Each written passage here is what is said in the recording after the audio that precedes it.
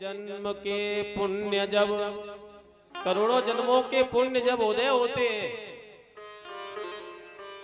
कोटि जन्म के पुण्य जब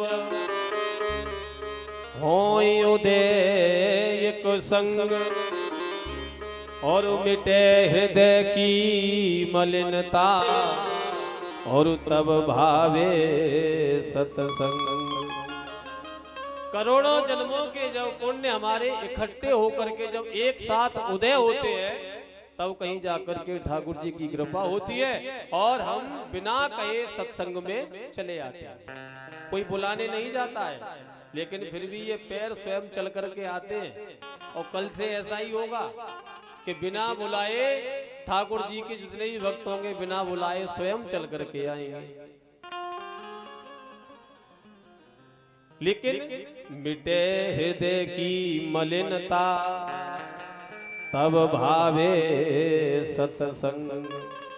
देखिए सत्संग भगवान की कथा, चाहे भागवत कथा हो, चाहे राम कथा हो, चाहे शिव पुराण हो, चाहे देवी भागवत हो, चाहे भगवान से संबंधित किसी भी संत का सत्संग हमें क्यों ना मिले, लेकिन हमें अच्छा प्रिय तब लगेगा कि जब हमारे ऊपर ठाकुर जी की कृपा होगी, तब तक वो अच्छा नहीं लग सकता है।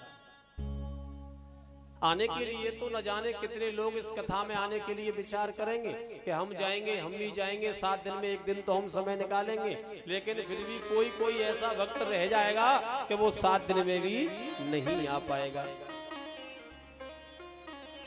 तो मिटे हृदय की मलिनता, तब भावे सत्संग। और जो हमारे अंदर जो 5 प्रकार के जो शत्रु बैठे हैं, काम है, क्रोध है, मोह है, लोभ, अहंकार, लेकिन ये भागते कब है कि जब हम ठाकुर जी का सत्संग सुनेंगे, भगवान की कथाएं सुनेंगे, तो ये 5 बारी बारी से इसमें से निकल करके बाहर भाग जाएंगे। और समझ लेना कि जिस दिन ये 5 तुमसे दूर हो गए, उसी दिन तुम्हें सत्संग इतना प्रिय लगने लगेगा कि आप इस संसार से सब कुछ नाता संबंध छोड़ दो, कि हमें किसी से कोई मतलब नहीं। लेकिन जब तक इन 5 में से अगर एक भी तुम्हारे अंदर रहा, तो तुम्हारा लगाव इस संसार की तरफ बना ही रहेगा।